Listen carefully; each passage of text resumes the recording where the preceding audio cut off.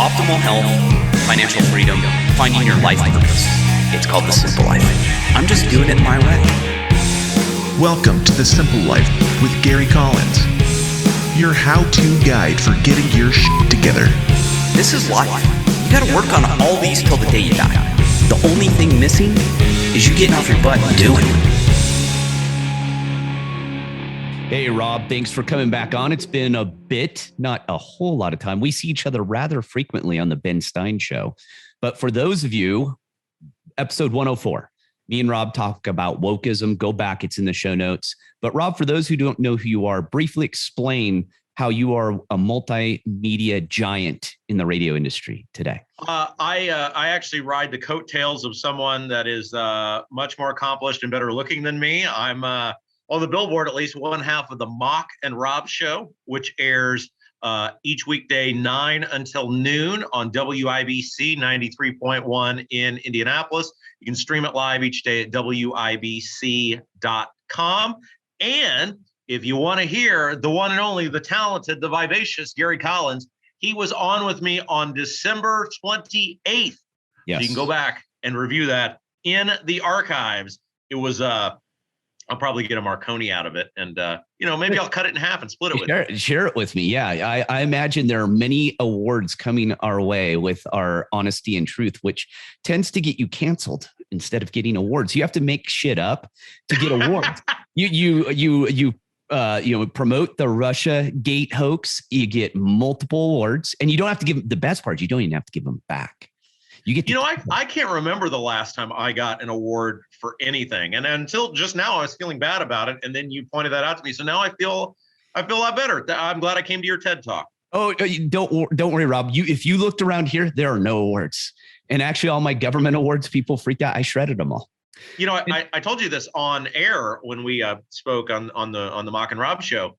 We were sitting around the other day, and Mock, my co-host, we were talking about you, and she goes, "You should reach out to Collins. He strikes me as the sort of guy who's got a lot of money, and I think we should be friends with him." And you probably let me know it's mostly buried in your various yards across the continental United States. I am not rich, and that's what makes me a man of the people. Is I live in towns where they live.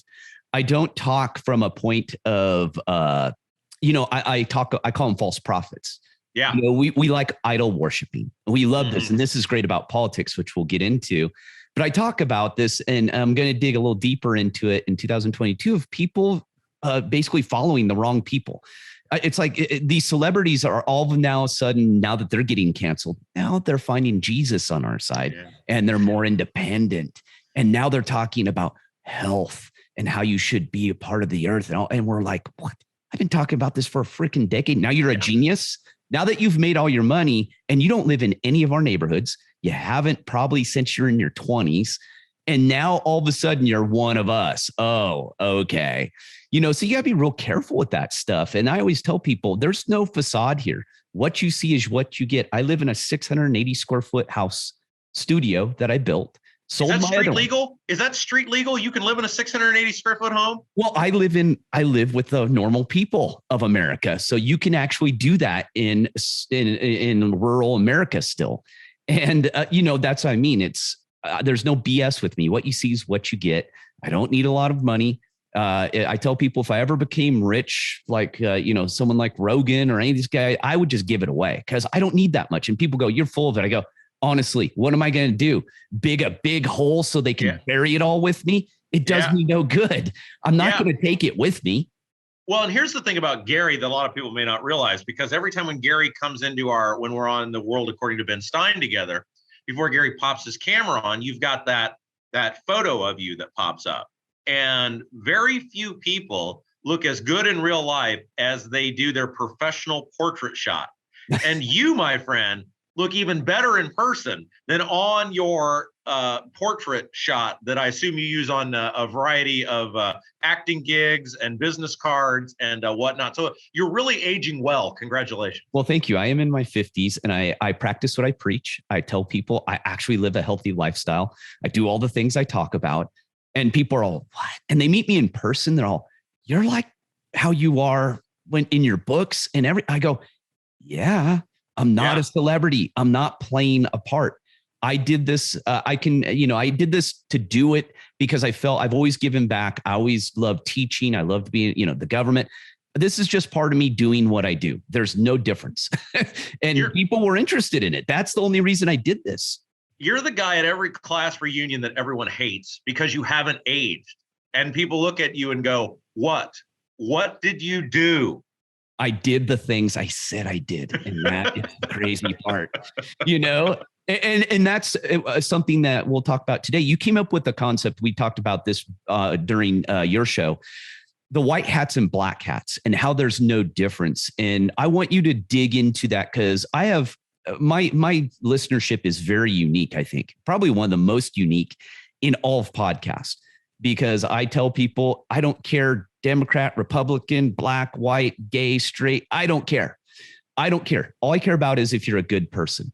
And that's all. And they get a little frustrated when we get into politics, but I've told them we're digging deeper. We have to. This country's going into a cesspool, and not to make it real bad, but explain your concept of how you came up with that. Well, it is real bad out there. And, it's interesting. Years and years and years ago, when I first started paying attention to politics, I saw Glenn Beck do an episode. And, Glenn Beck is kind of a weirdo, but occasionally he would hit on things and you'd go, you're a weirdo, but that makes a lot of sense. Yeah. And he did a monologue one time about how in the old Westerns, the good guys always wore the white hats and the bad guys always wore the black hats. That's how you knew who the good guy or the bad guy was if you couldn't figure it out. And in society, we tend to look, especially in politics, at people based on, and this is something that I've kind of adopted off of that or spun it off as Republicans. We always traditionally are taught to look at the Republicans are the guys who wear the white hats and the Democrats are the ones who wear the black hats. And I went through really until I became an elected official as a Republican, thinking that's how it was. And then once you start going to the events and you start being around these people and you start seeing how they behave and how they act and how they talk when nobody's around, and then you look at how that translates to how they vote, you realize, man, there aren't very many, if any, white hats left. It's all just various shades of black hats. Absolutely. And I've been pounding that into people all of my life. And when we were in the government, things have changed a lot. I talked about this in one interview. I think we were on Ben Stein, actually, about how when I was in the military, first of all, social media didn't exist. But second of all, you weren't allowed to espouse your political views. It was a written and unwritten rule of keep your mouth shut. You're here to do a job. You're here to serve your country. Shut up and do your job. No one wants to hear your political angles. And if we ever talked about it, it was in private. You never did it at functions. You just didn't do that. And things have changed now. Now everyone can talk about their political views in open forums. And I'm shocked that even the federal government allows people who are in sensitive positions to use social media. And that sounds very totalitarian, but there is no good that can come from it. You know what I mean? It's interesting you say that because my dad, like you, was a federal law enforcement officer. He's a federal, agent, for lack of a better term. And I remember as a kid talking to him about it. He said, yeah, we're not allowed to because you'd see during election season, people have political signs in their yards or whatever. And he would say, no, I'm not allowed to have that because of my job with the federal government. And like you just alluded to, apparently that edict has, I guess, as long as you support the right person, maybe, or the right cause, has gone out the window. Well, yeah, I just don't see the point. You're there to serve the people, not a political ideology.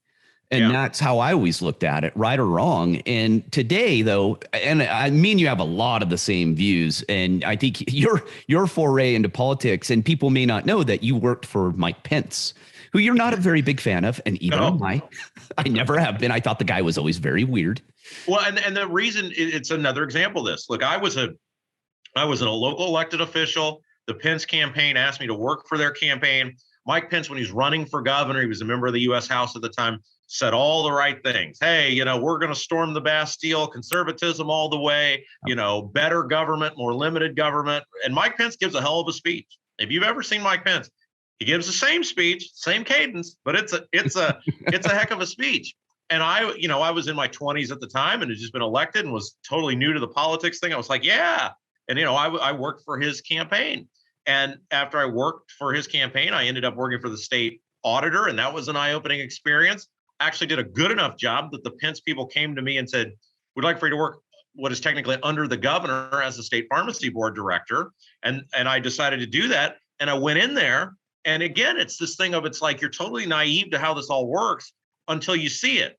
And what you realize is most of it's bullcrap. It's speech-giving bullcrap in which most people in government need the hamster to stay on the wheel. If you solve the problem, people don't need the government. And if people don't need the government, you lose your power and you lose your access to resources. So the goal of government for almost all politicians, whether it's Democrats or Republicans, is to keep the hamster on the wheel and keep the wheel moving.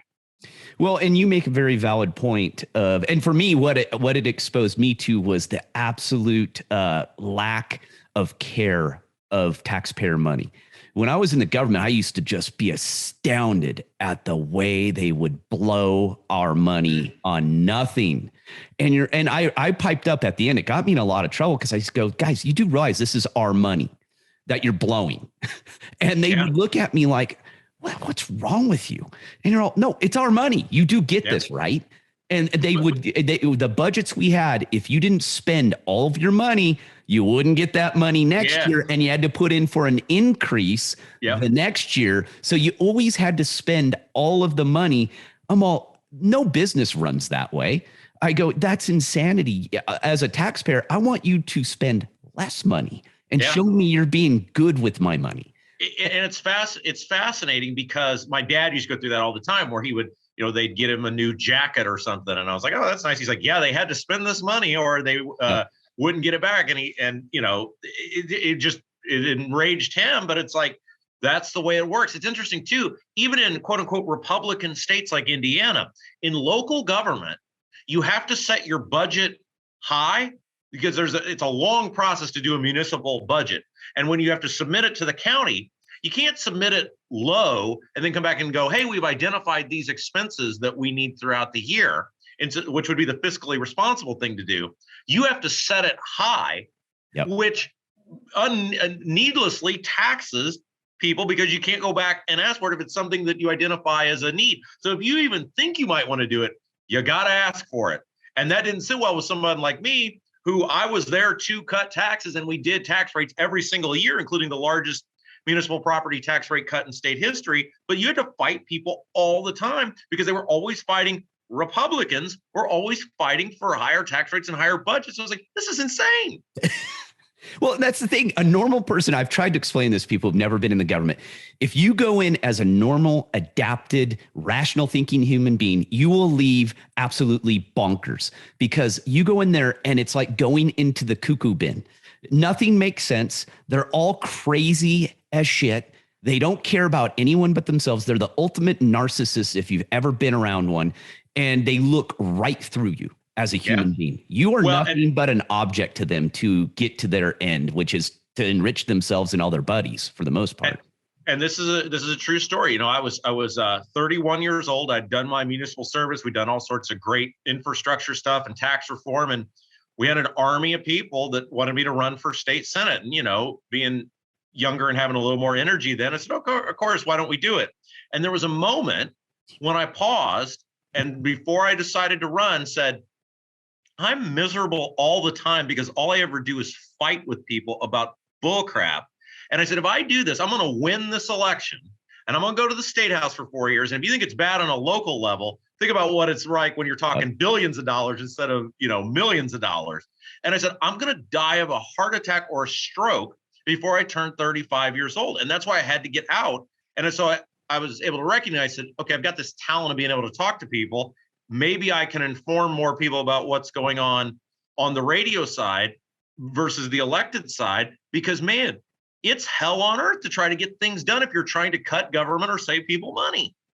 Well, and it's funny you say that because when I left the government, a lot of people wanted me to run for office. And I absolutely said, yes, let's do it. I'm going to start at draftgary.com. No way. And I've not ruled it out. I've said if things become bad enough to where I have no choice, I'll do it. But it's got to be that. Yes.